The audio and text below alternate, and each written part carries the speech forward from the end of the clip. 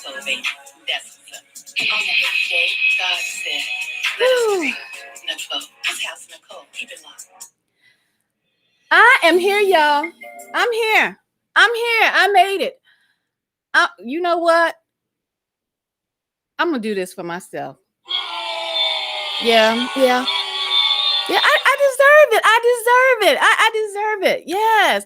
But see, I don't think it was just myself making myself late, this late. One more time, I'm going to give it to myself. Just a boo.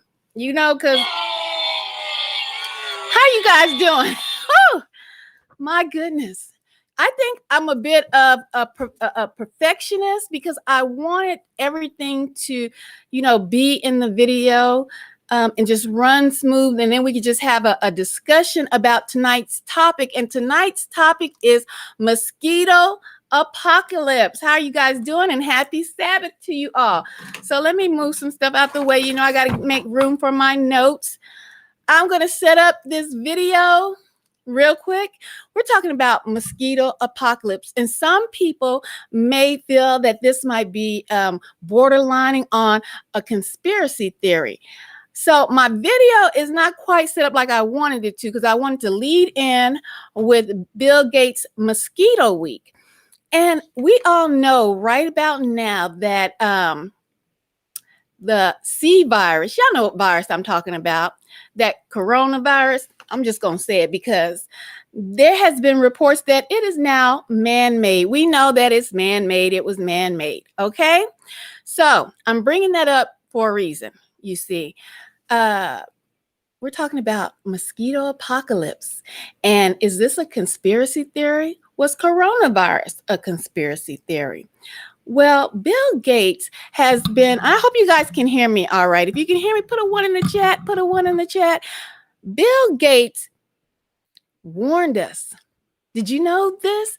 Bill Gates warned us that there was going to be a pandemic coming, and that pandemic was the coronavirus, the C virus that you know of now, which has people still wearing masks and going and get vaccinated. Okay, so there has been another warning, and I don't know if you guys have been paying attention to this other warning. Hello, everyone. Thanks for tuning in. I'm glad to see you guys are there. Thank you for letting me know you can hear me out there. I hope I'm not shouting because I'm turned up. And I'm going to get right into the video so you guys can see. Thank you, Dee. Thank you. So you can see what I'm talking about. You don't want to miss this. Yell in the living room. Tell your folks, come in here and listen to what Nicole has to say. Yes, I'm your host. We're going to get into this. And after I show you this video, you tell me if you think that this is a conspiracy theory getting ready to be upon us again. Oh, you know what? I forgot one of my props, guys. Hold on. No, we're going to just go on to the video. I was already late. We're going to get into it. Let me bring it up onto the screen. We are talking about, and I'm always out of frame. Hold on. We are talking about mosquito apocalypse tonight. And Bill Gates has been talking about Mosquito Week for about maybe, I would say about 9 years. Okay. Let's get right into it. And excuse my video editing. Tools in the right, and you do it vigorously, you can actually get a local eradication. And that's where we saw the malaria map shrinking. Pay or attention. if you go in kind of half-heartedly, for a period of time, you'll reduce the disease burden, but eventually those tools will become ineffective and the death rate will soar back up again. And the world has gone through this, where it paid attention and then didn't pay attention. Now we're on the upswing. FedNet funding is up. There's new drug discovery going on. Our foundation is back to vaccine that's going into phase 3 trial that starts in a couple months. Let me stop. Let me pause for the cause right there. Let me pause for the cause because I want you to get every bit of this information. Right now, Bill Gates is talking about malaria and how he's been working on trying to aid, poor regions because they suffer from malaria and mosquitoes. The mosquitoes cause malaria. And his company and his soon-to-be ex-wife's company, their foundation has been working on a vaccination. Man, is this the second time you've heard vaccination? Come on now. Y'all done got pumped up. Y'all about to get pumped up with a little bit of more vaccinations that you don't know what's in there. Let's keep it rolling. So you heard them. With Bill Gates, the entrepreneur, Microsoft co-founder, software developer, and philanthropist. Thanks for being here. Great to talk to you. The Bill and Melinda Gates Foundation's annual letter has now just come out. You both write about how this pandemic, in your view, will be as defining as World War II. What are the key steps to take right now? How you doing, Tom? Well, we have to do two things at once. We have to bring this epidemic to an end, primarily by getting the vaccine out in large numbers to the entire world. And we have to make sure that we're ready because there will be another pandemic. And there's so many lessons. Wait a minute. Did y'all hear that? I'm telling you, go run, call your cousins. Don't hide your wife. Bring her in here. Bring her where you're at so she can hear this. The first video you saw that I played, this video took place, I think, about 2 years ago. That was the first one. This video that you are now watching is an older video where they were talking about, didn't you predict the coronavirus?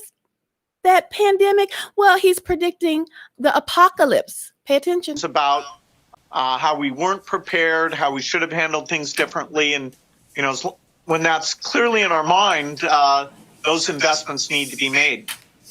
You mentioned being ready for the next time, and you warned about this last time. Let's take a brief look at a 2015 warning you issued. If anything kills over 10 million people in the next few decades, it's most likely to be a highly infectious virus. If we start now, we can be ready for the next epidemic. How ready was the world for this, say on a scale of 1 to 10, and how about the U.S.? The U.S. gets a low score because the understanding of how to get diagnostics up to scale early to stop the exponential spread. You know, if that had been done well, we would have been more like an Australia or a South Korea.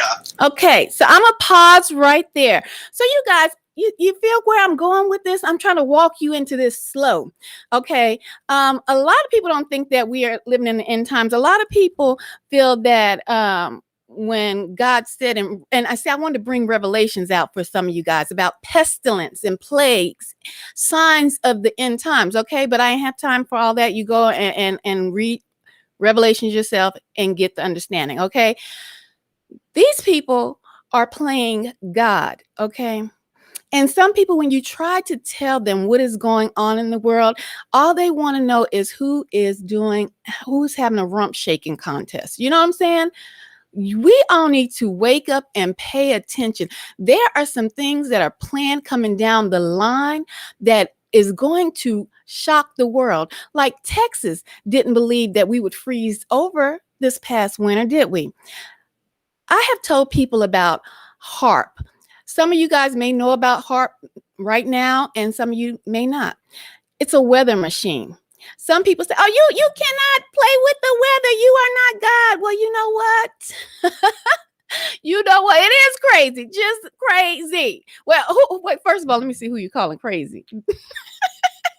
Bill, this world is on the edge of being over, guys. So look, people say, man can't play with God. Well, you know what? We didn't think we could fly before the airplane was invented. You know, God gives certain leeways because there's an opening and he's going to make his entrance in. So let's pay attention to what's been going on around the world real quick. Okay, let's get into it. Where the death toll is less than 1/10 of the tragic situation Have you been in the paying United States. attention to the weather? We made mistakes before the epidemic in not investing more. And then during the epidemic, we also made mistakes. Okay, this is New York. New York filmed somebody, I don't know who filmed this particular cloud. They were so scared that this cloud appeared in New York. And it was massive, y'all. It was massive. Okay, and let me pause this really quick. All of these videos that I am showing you happened over the last 2 weeks. The last 2 weeks, okay? So let's get into it. These are all man-made plagues. Yeah, and they're gonna get destroyed.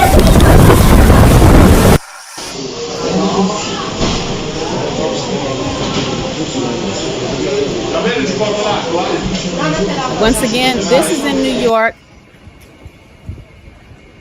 These clouds, they have never seen clouds like this. That's why they're being filmed, guys. Normally, newscasters don't go out and film these clouds. Then these clouds look kind of scary. They look menacing, don't they? Okay. Then we're going to keep pushing. I hope that, guys, the editing is a little off. So my labels are off. Forgive me. This is the Neverland.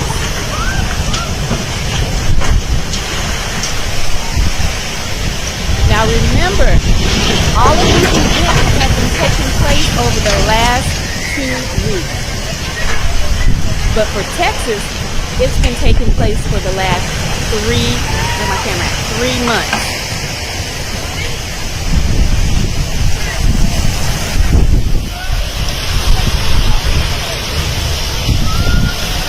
Here in Kingwood, 5 inches of rain in the last day caused some ponding on the roads and a big headache for drivers. This is the San Jacinto River here at 59. You can see it's moving along pretty quickly now. Officials warn more rainfall in the next few days across our area could mean more problems.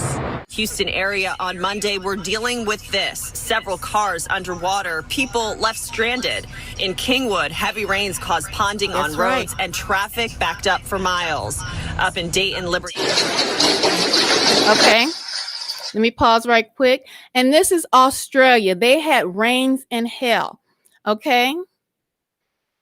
So I'm putting your comments up here as we continue to go along. Please continue to comment about how you feel about what's going on.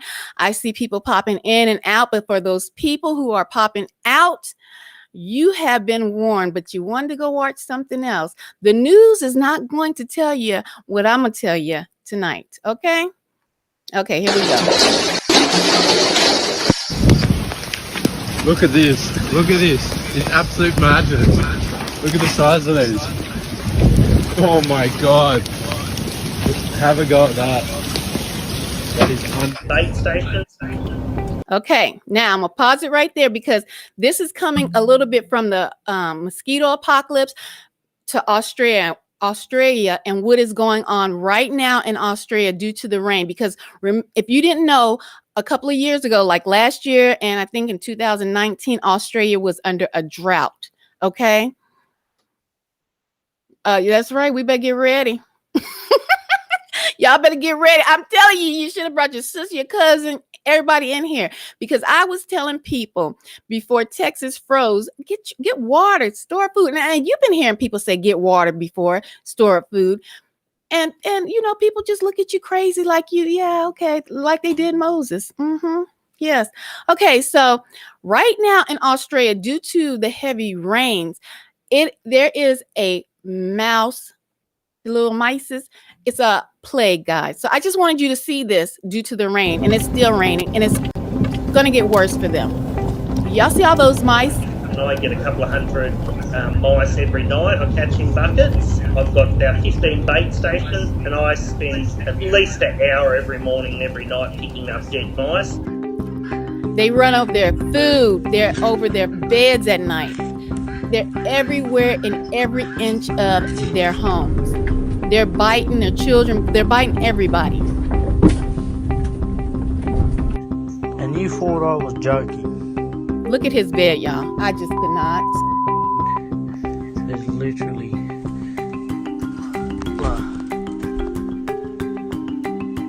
that is mice, poop, and mice. Okay, so let me stop right there. Oh no, that's right, D. Oh heck to the no. That is what's going on right now in Australia. There is a mice plague. Did you hear about that? Did you hear about that? And that is China's news, where I got that, was broadcasting that story. I don't think many of us heard about what's going on and paying attention to the weather. I'm saying pay attention to the weather because Texas, it has been raining for literally almost 3 months. And with this mosquito apocalypse, you have to have an environment for mosquitoes to breed. I'm not saying the apocalypse may take place now, but I'm saying these weather patterns are very, very strange, and they're setting up an environment. You know, it only takes a teaspoon of water for a mosquito to lay millions of larvae in, and you will have an outbreak, okay? Think about all the rain. If you have plant buckets outside and things outside, I suggest you turn those over now and get ready. Let me show you this real quick. I mentioned HAARP earlier. People that don't know about HAARP, it's a weather making machine. Open your mind up to this, what I'm going to show you. People, they have been manipulating the weather. They've been manipulating it. God, I just wanted to be ready for your comment. I know that's right. I know that's right. This is Cloud seeding is the most common machine. type of weather Listen modification, and it has many different techniques and applications. Today, it's mostly used to increase rain and snowfall, reduce the size of hail, and reduce fog at airports. Traditionally, cloud seeding has been done from the air. So airplanes have had racks on them where these same flares are positioned on the airplane, and the airplane flies into the storm. So in order to reduce the cost of the client and reduce our carbon footprint, we've been able to station these on the ground. Now, we can do this in places where weather permits. Behind a barbed wire fence designed to keep away curious cattle, the cloud seeding gear awaits the right kind of weather. So these are referred to as AHOGs. That stands for Automated High Output Ground Seeding Systems. We've got 3 primary components of our equipment here. The first is the control module that you see behind me. Then we have our actual cloud seeding flares. The cameras for security. It also helps us observe weather conditions in real time and make sure that all of the equipment is operating correctly during a storm. Inside these canisters are the flares with the seeding agents. The canisters are used as spark arresters, so they prevent sparks from reaching the ground. We pull off the spark arrestor, you can see the flare inside. The ignition of the flares are controlled from the control module that's behind us. So the white triangle there is a self-service modem, and then the solar panel keeps us powered. Inside we have a battery and then a control board. So the control board interacts with the software. We're linked or synced with the software in Utah currently, and that allows us to fire or ignite any of the flares from that remote location. Because of the lack of clouds and proper wind conditions, today is not a good day for cloud seeding at all. But Garrett and his team are going to light a flare for us anyway, so we can show you how it works. There's just one small problem. The battery in the control module died shortly before we arrived. They're going to set it off for you, though. But it's nothing a little jump start can't fix. After a little juice from Garrett's truck, it's time to set off the flare. The primary seeding agent in this is silver iodide. Silver iodide is a simple compound. It's polar in nature like water, so there's chemical properties that help attract water molecules to silver iodide.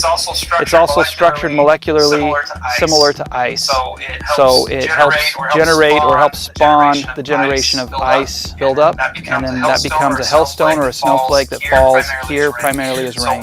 So one flare like this has manipulate the weather, billions and billions of potential sites for that water to congregate around. We'll launch them in sequences. We watch the radar to see when bands of the highest concentration of liquid water are passing above us in the clouds, and we try to target those high concentration pockets in the storm systems. We'll launch between 3 and 20 flares for a typical storm. Once the flare is lit, it takes a little bit of time to carry up into the clouds, and once it's up at the proper elevation, it'll take about 20 minutes to instigate the rain or the snow process. Okay, I'm going to stop that there. I want to say this really quick. All the material that I used tonight was for educational purposes, and I want to get that out the way so that these videos won't get taken down. Okay, guys? So basically, I wanted to show you guys those videos. Now, You seen those menacing clouds over New York. If you live in Texas, you've seen how much rain that is unusual for us. It's unusual. I want to say this. A lot of people want to call you a conspiracy theorist until something happens. Then they will say, "Oh, girl, you got some water. Thank God. Can I get some water from you? Can I borrow a pack of ramen noodles? Because my kids, we hungry. And I know you said you were storing up some food." You see, people don't believe stuff until it actually happens. Before, who did they give the credit to that discovered electricity? Y'all help a sister out. Anyway. It wasn't him. It was Tesla.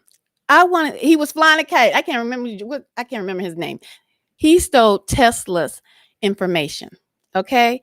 Tesla, the cars that you ride around in right now, he was the one that discovered how you can draw all this electricity, all this power. They have Tesla towers in Texas. Okay. If you didn't know, you probably have rode past them and didn't even know what you were looking at, but it was a Tesla tower.